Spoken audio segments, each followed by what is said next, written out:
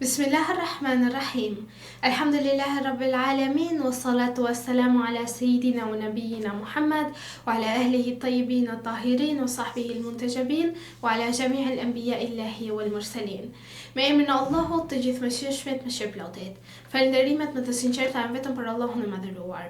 Paqja dhe mëshira e Allahut qofshin mbi profetin Muhammad, mbi familjen e tij të pastër, mbi shokët e tij të zgjedhur dhe mbi të gjithë të dërguarit dhe profetët e Allahut xhaleshanuhu. Të nderuar dëgjues dhe shikues, ju përshëndes të gjithëve me përshëndetjen e bukur islame. Assalamu alaikum wa rahmatullahi wa barakatuhu. Paqja, mëshira dhe begatit e Allahut qofshin mbi ju.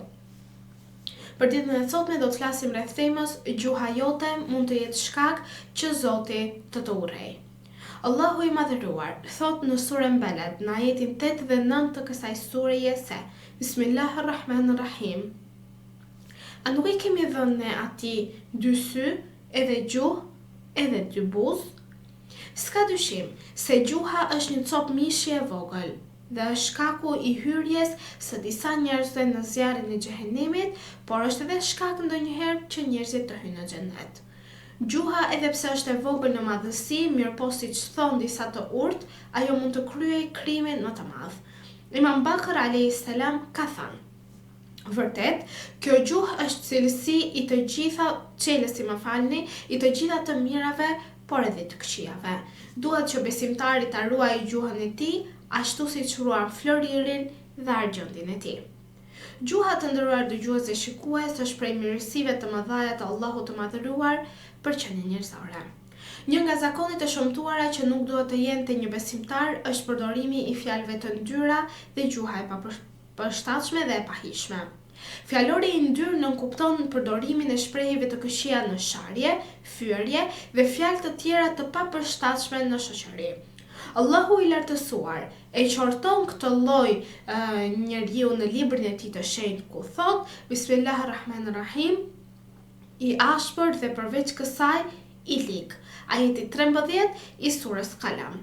Pra, për domethënien e këtij ajeti fisnik është transmetuar nga profeti Muhammad sallallahu alaihi wasallam, i cili na thot: ai është i ndyrë dhe i ulët, pra ai person i cili fyen, shan, ofendon dhe përdor fjalë të papërshtatshme, është i ndyrë dhe i ulët.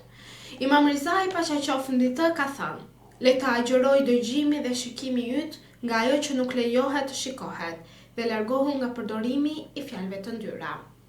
Fjalori i ndyrë është konsideruar si pjesë e hipokrizisë. Sepse, na thot Imam Sadiq alayhis salam në një hadith të tij se fjalët e ndyra, gjuha e pahishme dhe ashpërsia janë prej hipokrizisë. Prandaj, njeriu duhet të largohet nga fjalët e ndyra, të ruajë gjuhën e tij nga fjalët e shëmtuara dhe ta mbrojë zemrën nga hipokrizia në mënyrë të tillë që në ditën e ringjalljes të ringjallet me një zemër të pastër, të jetë i shpëtuar nga mëkatet dhe të jetë i shpëtuar nga gabimet, të hyjë në kënaqësinë e të gjithëmshirshmit dhe të jetë i kënaqur me vendimin e Allahut ndaj tij, sepse ai ka qenë nga ato të cilët e ka mbrojtur zemrën e tij, nga gjërat e ndaluara dhe gjërat e shëmtuara në këtë jetë. Vetëm ata që vinë te Zoti me një zemër të pastër do të pranohen, ashtu siç thuhet në librin e shenjtë, Bismillahirrahmanirrahim. Përveç atyre që vjen tek Zoti, përveç atij që vjen tek Zoti me një zemër të pastër, dhe vazhdon ajeti më pas, dhe ky është ajeti 83 i surës Shuara. Por si është përshkruar në hadithet e profetit Muhammad sallallahu alaihi wasallam dhe ehlibetit të tij të pastër dhe të lirë, se për njeriu gojë ndyrë, i dërguari i Allahut, paqja dhe bekimet e Allahut qofshin mbi të dhe mbi familjen e tij, ka porositur që të largohemi nga përdorimi i fjalëve të ndyra dhe ka ndaluar këtë veprim për njeriu.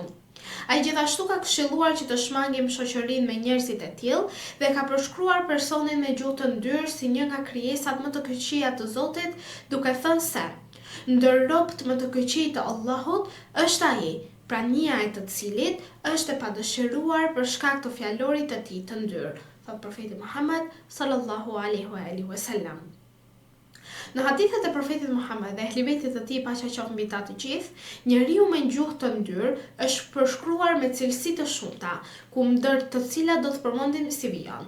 Cilësia e parë e njeriut i cili përdor fjalor të ndyrë dhe fjalor të papërshtatshëm, ai është i urryer tek Allahu i lartësuar. Imam Bakr alayhis salam ka thënë, me të vërtetë Allahu e urren ato që flet fjalë të ndyra dhe i tepron në to.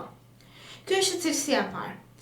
Cilësia e dytë, ai person i cili përdor fjalë të ndyra, sharje, ofendon, është i marr. Imam Aliu alayhis salam ka thënë, më i marri ndër të marrët është ai që krenohet me fjalorin e tij të ndyrë. E treta, ai person i cili përdor fjalë të ndyra dhe të ashpra dhe fyen të tjerët në shoqëri ku ai jeton, është prej banorëve të zjarrit.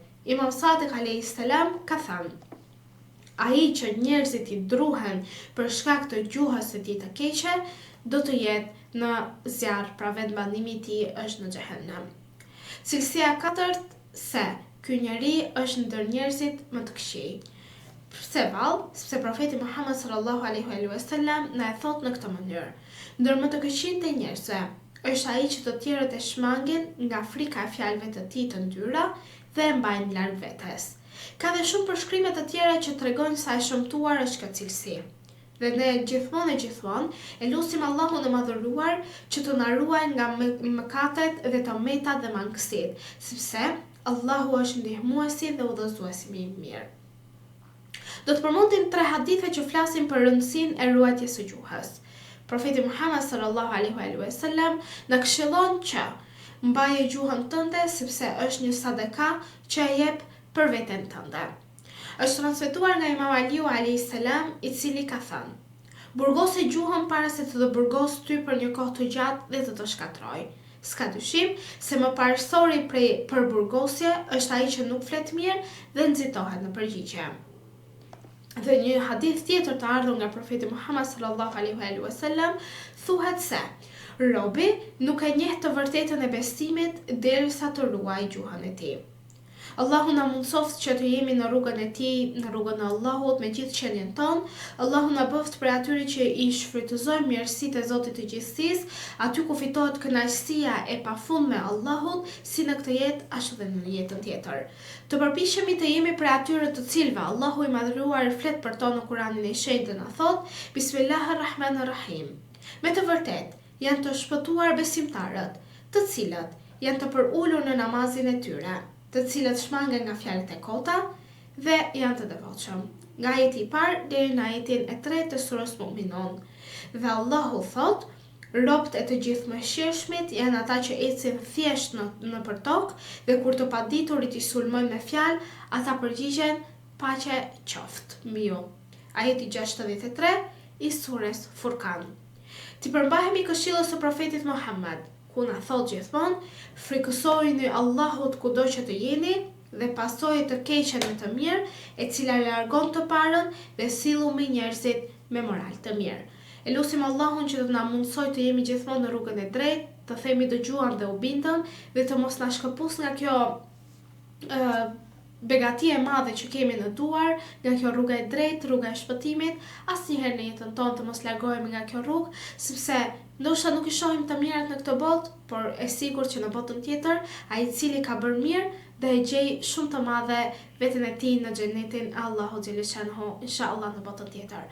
Në këtë moment të nderuar dëgjues dhe shikues, ju përshëndes me përshëndetjen e bukur islame. Assalamu alaikum wa rahmatullahi wa barakatuhu. Paqja, mëshira dhe begatit e Allahut qofshin mbi ju.